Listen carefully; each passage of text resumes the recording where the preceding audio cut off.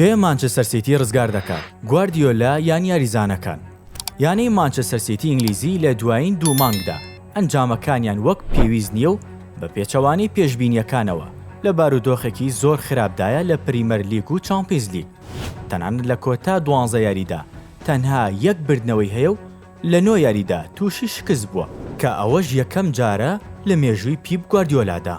یەکێک لە هۆکارەکانی ئەو ئەنجامە خراپانی مانچستەر سیتی زۆری ژماری پێکانی یاریزانەکانی بووە، بە تایبەت پێکانی ڕۆدری کە زۆرترین کاریگەری لەسەر دابەزینی ئاستی ئەو یانەیە دروست کردووە. جگە لەوەش هەڵکشانی تەمەنی بەشێک لە ئەستێرەکانی بە نمونە دیبڕۆین و کایل واڵکەر و ئیلکای گۆندۆگان. بەشێکی تری هۆکارەکانیش بۆ ئەو شێوازە یاریکردنەی پیپ گواردیۆلا دەگەڕێتەوە کە زۆر کەم گۆڕانکاری تێدا دەکات و ئەو شێوازەش لای سەرجەم یانەکانی تر ئاشکرایە و بە ئاسانی ڕێگری لێ دەکرێت. چەند ڕۆژنامەیەکیش بە مانشێتی گەورە نووسیویانە بەهۆی ئەوەی زیاتر لە 115 سکاڵا دژی مانسیتی تۆمار کراوە، ئەو بابەتە کاریگەری زۆری لەسەر دەرونی ڕاهێنەر و یاریزانانی ئەو یانەیە دروست کردووە.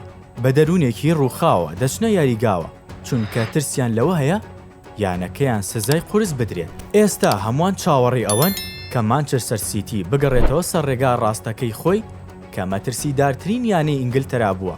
بەڵام کێ ئەو ئەرکە قورسە جێبەجێ دەکات؟ پرسیارەکە ئەوەیە. پیپ گواردیۆلا لای ڕاهێنەرانی ئیسپانیا دەتوانێت بە هەمان ئەو پێگاتەی ئێستا لە بەردەستیدایە یانەکە بکاتەوە باشترین و مەترسیدارترین یان چاوەڕێ دەکات.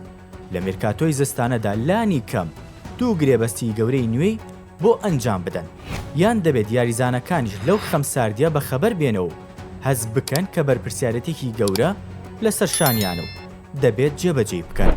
مانچستەر سیتی لە مۆرزەی پریمەر لیگدا خاوەنی تەنها 27 خاڵە لە 17 یاریدا و لە پلەی حوتەمی ڕیزبەندیدایە.